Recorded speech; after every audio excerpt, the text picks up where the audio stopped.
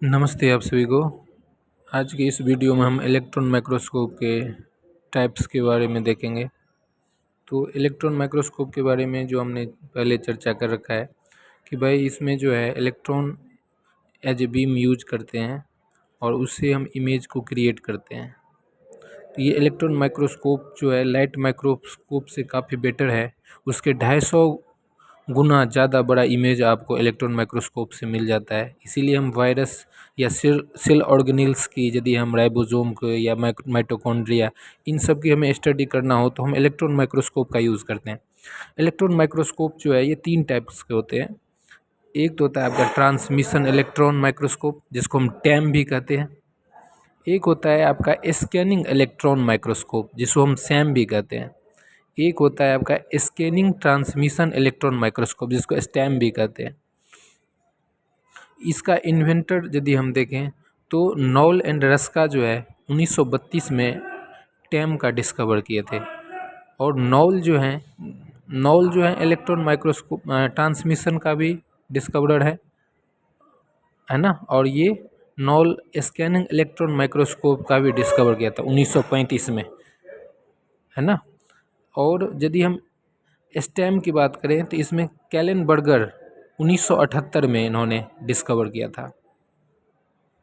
अब हम इनकी खासियत पे चर्चा करेंगे कि यदि हम रिजॉल्विंग पावर की बात करें, इससे पहले हम ये बता दें, ये जो स्टैम है, स्टैम क्या है, इसमें स्कैनिंग और ट्रांसमिशन दोनों की कंबाइंड फॉर्म का है ये, है ना। तो ये दोनों का ही प्रॉपर्टीज़ ले रहा है। इसमें आप जैसे कि ये इसका यूज होता है ट्रांसमिशन का कि इंटरनल स्ट्रक्चर को स्टडी करने के लिए, ऑर्गेनेल्स का स्टडी करने के लिए। सैम का सरफेस को हम स्टडी करते हैं और इसमें हम सरफेस और जो है इंटरनल स्ट्रक्चर दोनों स्टडी कर सकते हैं।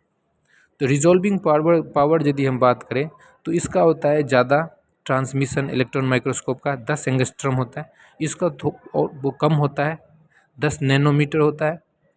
तो रिजॉल्विंग पावर जिसका कम होगा वो ज़्यादा डेप्थ फोकस देगा। यदि हम डेप्थ ऑफ फोकस की बात करें तो रिजॉल्विंग पावर के ये इन्वर्सली प्रोपोर्शनल होता है।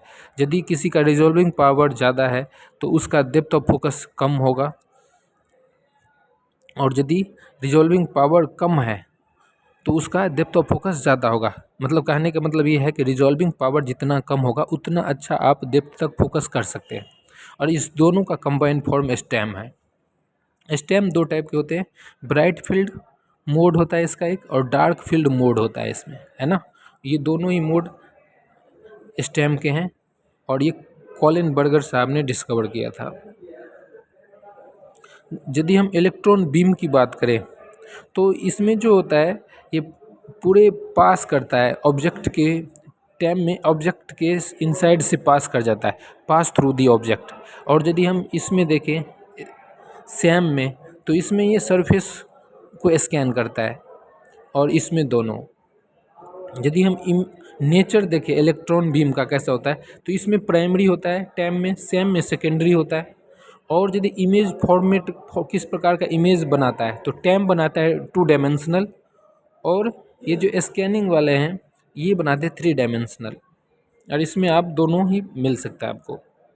सिग्निफिकेंस यूज़ जो है पहले भी बता चुका हूँ कि भाई इसका जो है ultra structure of cell and cell organelles को यदि स्टडी करना है तो इसके लिए टैम बहुत बढ़िया है।